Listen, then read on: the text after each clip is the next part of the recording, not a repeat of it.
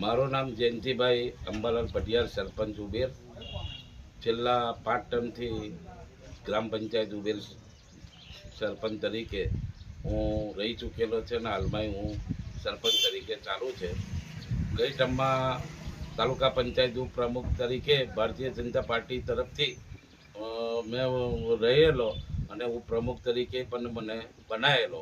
પરંતુ આજે ઉબેર ગામના ડાભા 2 સામાન્ય બેઠક જે છે એમાં ઉબેર ગામના 5 થી 6 જણાએ ટિકિટ માગણી કરેલ છે.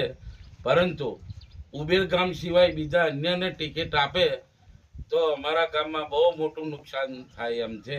90% ગામ ભારતીય જનતા પાર્ટી સાથે છે, હતું અને રહેશે. પરંતુ આનીમય જો ટિકિટ બીજા આયાતી ઉમેદવારને આપવામાં આવશે તો ચોક્કસપણે આ સીટ આજથી એ ગુમાવી દીધી એવું સમજીને ભારતીય જનતા પાર્ટીને નુકસાન વેઠવાનો વારો આવશે. ભારત માતા કી જય, વંદે માતરમ. મારું નામ પાર્થભાઈ રાજેશભાઈ શાહ છે. હું ઉબેર ગામનો વતની છું. ડાભા 2 સીટ ઉપર અમારા ગામમાંથી 7 ઉમેદવાર પૈકી 6 ઉમેદવારી નોંધાવી હતી.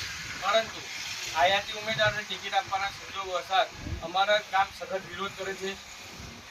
5 ઉમેદવાર કે 6 ઉમેદવાર જે ઉબેર ગામના છે, સ્થાનિક ઉમેદવારને ટિકિટ આપવામાં આવે એ જ અમારી અપેક્ષા છે. જો બીજા આયાતી ઉમેદવાર ટિકિટ આપવામાં આવશે અને ભારતીય જનતા પાર્ટી કહે છે કે મીટિંગમાં આવો, બધા મીટિંગમાં આવે. આયાતી ઉમેદવાર ક્યારે મીટિંગમાં આવ્યો?